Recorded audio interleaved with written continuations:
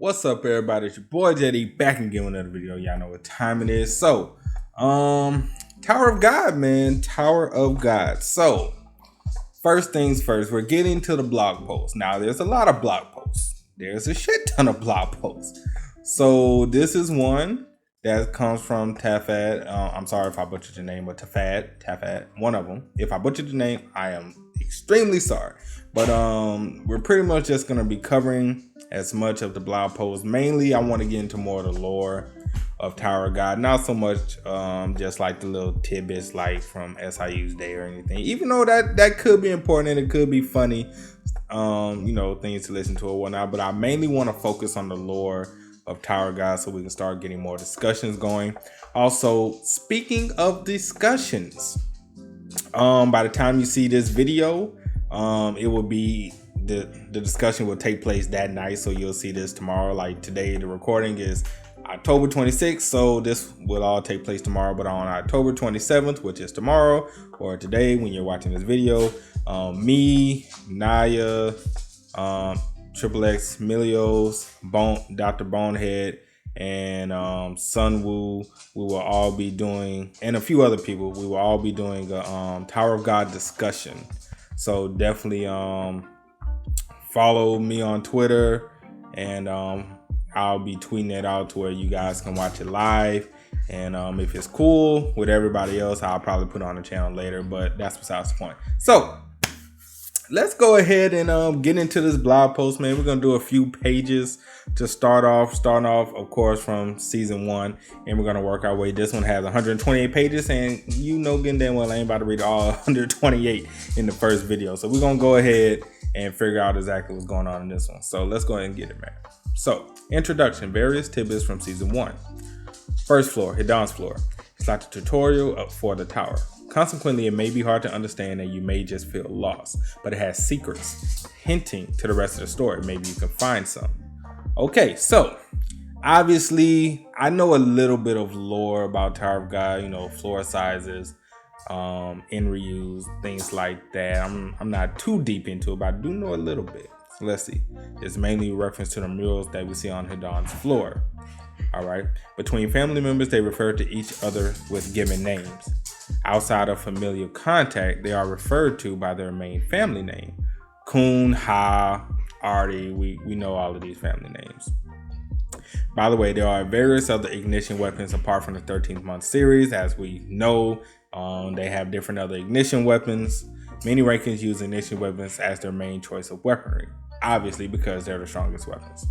To further clarify, the 13 months are good, but they are not absolute best. Yuri herself uses a better weapon than the Black March, but regardless, the 13-month series do have a great significance and magnitude to them within the story. Okay, so now Anok's original backstory, now non-canon, revised. Okay, the central idea of the original storyboard was fixated on the concept that one who collected all of the 13th months could theoretically then bear Jihad's child and subsequently be his wife. As we now know, that is not the case. This man just don't want anybody to climb that goddamn tower. Thus, Anok's desire to get the Black March from Bam, this original plan didn't seem to intervene well with Anok's obsession towards getting revenge on Jihad. Hence, it was dropped. This idea wouldn't be entirely scrapped, as it was later used as the prefix/fake story for Jihad Princess system. In the tower, age is meaningless concept. Actually, years lived are considered less important than the body's age and its racial traits. Power and position come before age in most cases. And as we also noticed, they age a hell of a lot slower in the tower than if they was not in the, than our regular time. So like, I think Yuri is like over 1,000 years old, but she looks like maybe late teens, early 20s. So yeah. Okay, so let's see. Yuri, Coon, and Dorsey talk informally to most people since they are from the Great 10 families, while Nox speaks the formal tone of most. Okay. Sometimes learning to use Shinshu stops the body from aging. This sometimes annotates further concepts in the series like the ability to make a contract with the admin or the usage of spells. Thus, we can assume that SIU was still in the process of touching up certain aspects of the lore by this point. Then this person would be usually treated as a child, even after living a long time. Thus, normally in the tower, body and mind are considered to be of the same age. Okay, makes sense.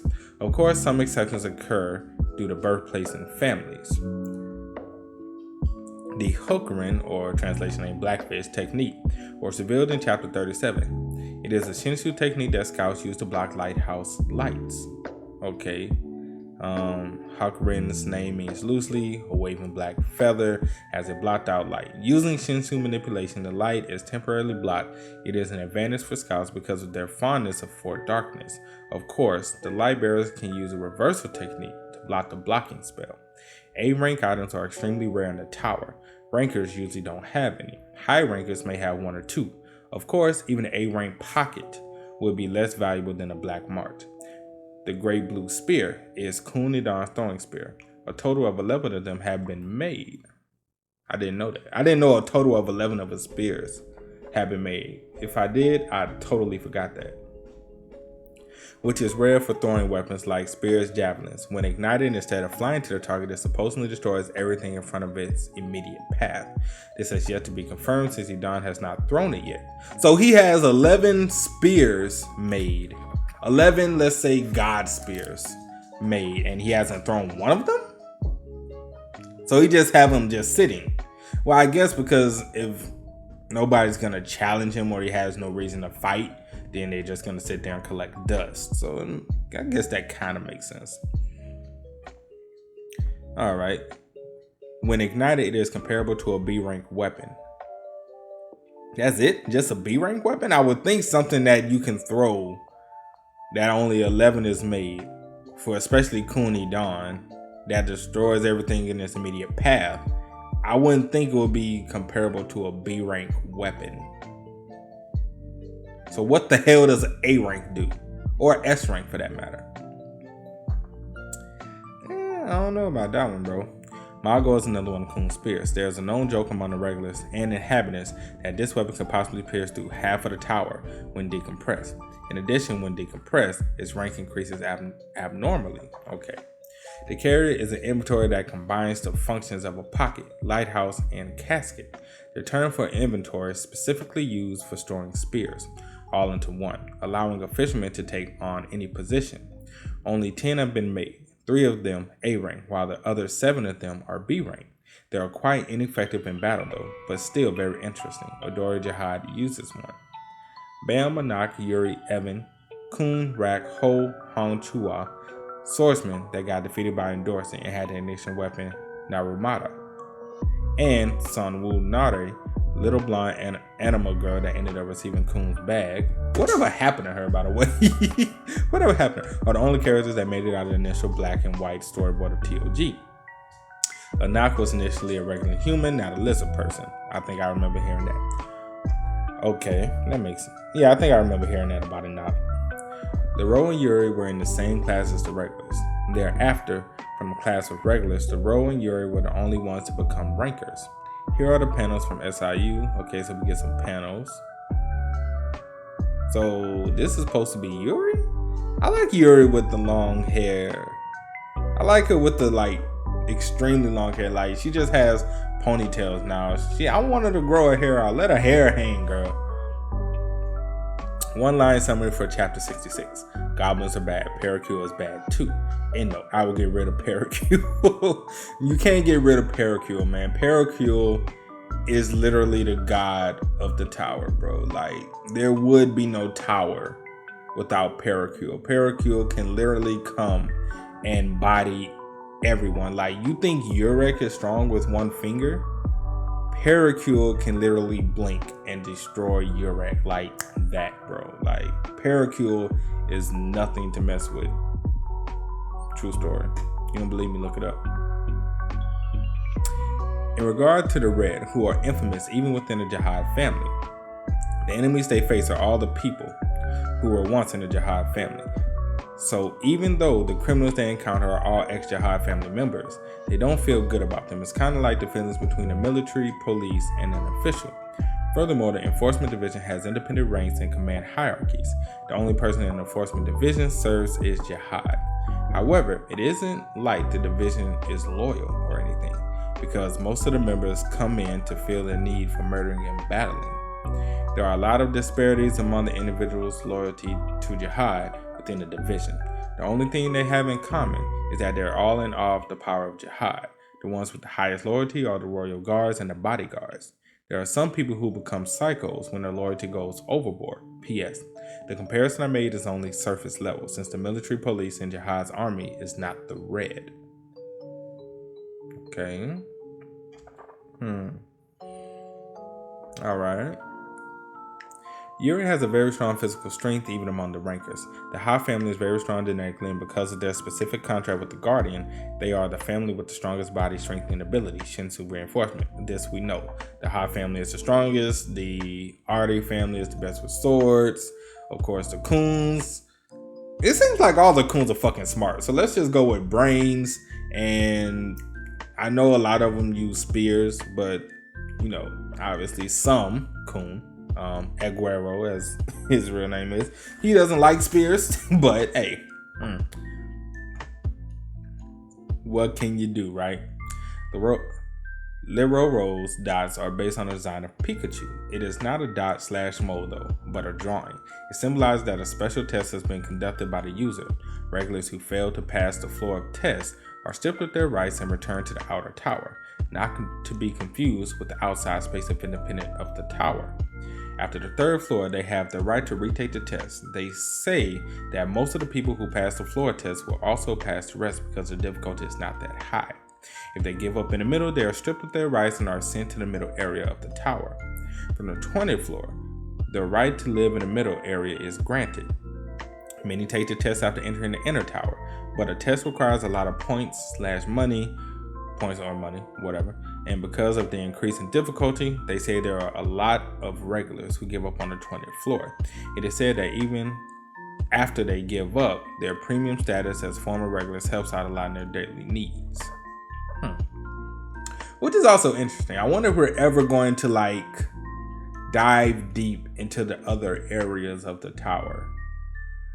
And when you think about it, it's crazy how big the tower is. Like you think of the tower for like example, like the advanced player of the tutorial tower, that series, and how the tower is just real skinny and just goes straight up and it has different floors like that, but it doesn't look like it's humongous. And you think of Tower of God and you just think a tower kind of like that, or maybe like, you know, Sio's kind of tower where you got different floors or whatever the case.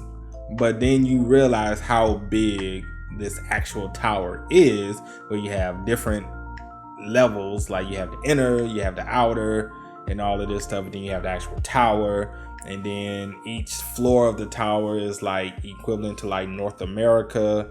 So like, and then you be like, this fucking tower is humongous. How the hell could somebody clear this? Exactly. Part 1, more on the 13-month weapons and the princesses. I'll be saving the princesses' rankings and sobriquets for later, so that they are all in one place with all the other high-ranking character rankings. Any princess who becomes a ranker is entitled to a guide thanks to the contract of the Jihad family. There have been many cases of the princesses from normal families getting killed unnoticed.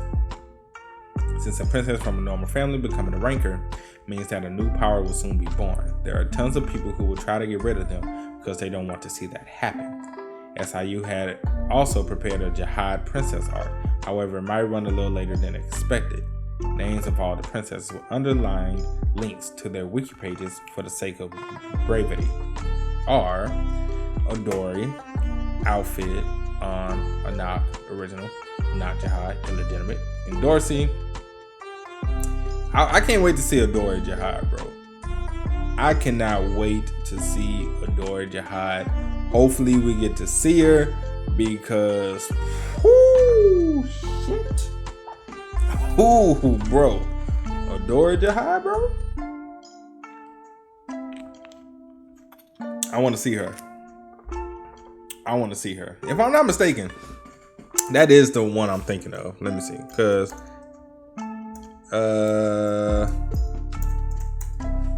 that is the one I'm thinking of, right? Yeah, Odori. Yeah, that's the one I'm thinking of, because she's the strongest jihad princess. So I'm definitely I cannot wait to see her and who is going to be taking her on. Whew. Okay. The 13-month series would all have... Wait, can we click on these? Do they like take us to anything? Okay, just take us to their wiki. I think I'm gonna do a separate video on like the history of each princess. So I think I'm gonna do a separate video and go through every princess. So be on the lookout for that. I won't do it here. I'll just do a separate video and go through the lore of each princess. The 13-month series all have their names engraved on them. The engraving is in Japanese because their creator, Ashwo Edwaru, more than a bit about him, uses a language based on Japanese. SIU made it clear that there are no deep symbolic significance behind this, as Chinese, Arabic, and other languages are also used throughout this manhwa. The 13-month series is actually based on a lunar calendar, where all months are based on moons. When an official princess accepts one of the series, she must abide by a set of rules. She may not give or lend a 13-month series to another person, otherwise it may be viable for execution by Jihad's administration. Well, Yuri fucked that up. A princess may own more than one weapon from the 13-month series, such as Yuri Jihad or Garam Jihad, which we know. A princess can refuse a weapon from the 13-month series. Haste Jihad, upon becoming a ranker, was presented with the 13-month series, but she turned it down for unknown reasons. Hopefully we get some information on that and why she turned it down. But wait, what was her name again? Hates. Where is she on here? There we go. So definitely gonna be looking into that, see what lore the wiki has on her. All right. Notable blog posts outside of info on a certain princess. Most of them have almost next to no info, so I'm only focusing on the select few. Okay. Adore Jihad, the Wielder. Okay, so yeah. So this is what the separate video is going to be. We're going to go through all that for the princesses. So that's going to be a separate video, so we're going to skip that. The 13-month series are as follows. Silver January, White February, Black March, Green April, Yellow May, Luminous June, Indigo July, Blue August, Dark September, Red October, Golden November, Colorless December, and Rainbow Undecember. That's Arms Inventory. Rainbow Undecember. That's a weird fucking name. Okay. It is said that the 13-month series were made from materials provided by Jihad. These weapons are also in shape and function. For instance, one is a needle in regard to the Black March and another is a hook in regard to the Green April. Golden November is the only S rank among the 13-month series. There have been 5 princesses in total who have been executed for going on rampage due to the influence of the ghosts of all 13 months. This we also know. Hence Yuri, who damn near lost a goddamn mind. But it's all good though. Shout out to Yuri. So, the Golden November is pretty much the strongest, and of course Odori has that one. Of course she does. Of course she does. Ashwo Edwaru is famed blacksmith who created the 13-month series and is one of the master's artisans of the tower. This we've heard before, or at least I've heard before. In terms of his position in a gongbang, the other name for the workshop, he will be similar to a high ranker. He also happens to be the author of the book of the tower's weapons, for which only the introductory segment has been preserved. Dear readers, a long time ago, King Jihad came into an uncivilized tower and enlightened the inhabitants by ushering a new age of civilization. After which he set in motion his hegemony over them. He had declared in regard to the tower, this place is too muddied. For us, who were born and raised inside the tower, it is a statement that makes no sense. But for the people outside the tower, the regulars, it is a concept that they are all too familiar with. Surprisingly, there are no Shinsu in their world, and something called air fills the world instead. They have stated that the tower filled with Shinsu is too boggy and uncomfortable for them. I have never seen air, but I have found out some commonalities and differences between air and Shinsu by interviewing with the irregulars. First, the common point is that they both let beings breathe, and they both flow constantly. Another shared aspect is that they are both powerful enough to threaten others when they flow harshly. This is true. Then the difference. The biggest difference is indeed the characteristics they exemplify, with displaying various fluctuations in their levels of concentration. In Shinsu's case, it's more like a gas when it's in a low concentration and more like liquid when it's in a high concentration. But it seems air is not liquefied even in high concentrations. The second difference is their respective dissimilitude in the manner of circulation. The circulation of Shinsu is very fluid, but there is no common law of physics being followed. In addition to which, we must consider the fact that the movements are all different depending on the floors of the tower. On the flip side, it is said that there are a set of laws in the circulation of air. I want to dip my toes a bit more about the laws, but the research is slow because none of the regulars that I have met are knowledgeable enough about the laws of air. Which, when you think about it, we still don't know a lot of shit about air. I mean, we know the basics and what needs to be known, but like the real like deep shit like air. Like when you think about it and try to like dig deep into it, like fucking air, bro. This is crazy. The third difference is consumption. Wait, goddamn it. Okay. Third difference is consumption. Shinsu exists everywhere inside the tower. As a result, Shinsu exists even in a room that is completely sealed. Shinsu does not flow in from somewhere else, but is rather created from the tower. Subsequently, we can live in sealed off places. Air is not created from within space itself, inside sealed places. And if a being is locked inside a sealed room, the being will consume all of the air and die. This seems like an uncomfortable death by all accounts. Very. You readers may not understand why I, a being who is not even a wave controller, am writing about Shinsu on the front page of a book about weaponry. But I dare say it is because you, my dear readers, are ignorant of the weapons of the tower. Shinsu and the weapons of the tower are interrelated. You cannot fully understand the weapons unless you understand Shinsu. All of the weapons we inhabitants use are modeled after the weapons from the outside of the tower, which Jihad and the 10 family heads brought in with them when they came inside the tower. Their weapons were, of course, all made to suit air, not Shinsu. Even though some were supposedly used in a vacuum, they had to develop and modify their weapons to suit the properties of Shinsu. That's how the weapons we use were brought about. I feel as if I can conclude that it's absolutely essential to know about the Shinsu to understand the weapons of the tower. For this reason, there are going to be a lot of stories about Shinsu in the following chapters, and I request that readers place special emphasis on the relationship between the weapons and Shinsu while reading. Of course, it would be unwise to mention Eduardo without also introducing Maxeth. Eduardo himself is only second to Maxeth in the art and skills of weapon craft. So a lot of interesting stuff with the Shinsu and air dynamics, how they're different, how they're the same, how all of the 10 family heads come from outside of the tower, and how they modeled everything from things outside of the tower and not in the tower, which also causes things to kind of be put out of whack, at least from when they were first introduced.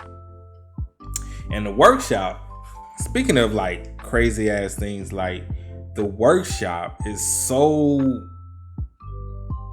like integral to the part of Tower of God, because the workshop is so humongous and has done so many things, from ignition weapons to like the name hunting station to the outside of the tower to things inside of the tower. Like the workshop is like, I hope we get to delve in this more as the story progresses and we get down to like the meat and bones of the workshop and see like its beginnings and maybe potentially see its end. I don't know if SIU is ever gonna go that route and go deep into the workshop, but I would definitely love to see like we meet, Mixeth or Edwaru and like go through the workshop, their creation of the workshop, how it got started, where did it start from? Did it start in a specific place and it moved to where it currently is now? Did it start outside the tower first? Did it start in, like, so many questions about the workshop, because the workshop really, when you think about it, controls the tower itself. When you really like look deep into the workshop really controls pretty much the fucking tower. And like as far as influence and probably even power. Of course, we know Jihad is king and like he's top dog, but I'm just saying like as far as the influence and things that goes on within the tower, the workshop is like, yeah. All right, so we're gonna do Mixeth, and then we probably gonna end it here. That's 13, so who knows how long this will go. The Great Father, the ultimate rank in the workshop, Mixeth, is a master weapon craftsman and is also known as the father of the workshop, the Gonbane. After creating the white ore, Mixeth stopped crafting weapons, and it's unknown why, or even if perhaps kept on creating other objects such as pockets. The white ore is only the only sword made by Mixeth and is currently owned by Ari Han. White ore is known as the only S+ rank weapon inside the tower. Warriors in the tower say that the well-edged weapon is like an oarfish. Because of this, the name sword, funnily enough, is derived from the oarfish, a legendary type of white steel eel. At this current point in the story, the white ore is the tower's most powerful weapon that we know of. Now, mind you, just keep in mind this is still all in season 1, if I'm not mistaken, season 1 type lore. So just keep in mind that as we keep going, more things might change. But as of right now, at least I'm thinking this is still probably like season 1 world lore of Tower of God. I could be wrong. We could be who knows where else, but that's just what I'm thinking. Okay, so Mixeth was indigenous Slavs native to the tower before Jihad and the Great Warriors family heads entered it. He was also a major factor in helping them climb the tower. It can be insinuated that almost everything that can be and is called science in the tower originates from him. All Pocket's model translated the various languages of the tower to Mixeth's native language. He has 4 artificially created children by the name of Max, Mai, Mad, and May, and each of them holds the title of Great Teacher within the Gong Bang/workshop. His most notable creation is the realms of the artificial life forms, is Flux, who holds the title of Father, 1 rank below Mixeth, one of the 3 Lords of Jihad who we'll take a look at in the next segment after this. The workshop, pronounced Gongbang, literally means workshop, also referred to the creation room, the blacksmiths, the factory, or Gongbang.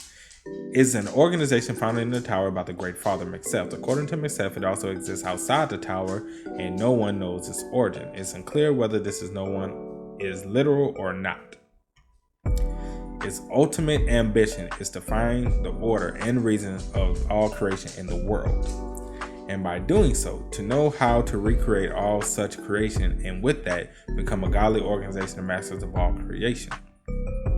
There are presumably 5 ranks within the workshop: Great Father, title only held by Mixeth, Father held by Flux, Great Teacher, Teacher, and Disciple. As mentioned before, the 4 artificial children of Mixeth holds the title of Great Teachers. They are not given by ranking by the ranking administration officer because of their relationship with the workshop. Their fighting capabilities are judged to be of S level, comparable to high rankers. According to certain rumors, each of the 4 possesses a different personality type and holds different knowledge, as ambiguous as that may be, and one of them, contrary to his or her title of Great Teacher, is a very mischievous prankster. The title of Teacher is self-explanatory. However, it has to be noted that their influence within the tower is enormous. Disciples are chosen by the teachers of the workshop. They formally become one after a set of period of training. As their position and title rises within the group, a disciple enjoys benefits rivaling those enjoyed by rankers. In special cases, the disciple may be chosen to be a regular. However, they will be expelled from the workshop and their knowledge sealed by law. The only known exception so far is Flux. On the other hand, there have also been cases where a ranker became a disciple. Such a person is not expelled from the ranking, so it's possible to be both a ranker and a disciple, provided you become a ranker first. Due to their unparalleled mastery of science and weapon engineering, the workshop, if not for their independence and complete disinterest in the tower's power struggles and politics, is strong enough to be a threat to Jihad's empire, as further stated by Coon Hin Luck, when an unnamed test administrator of a floor created a commotion with the workshop, an attending teacher completely humiliated him.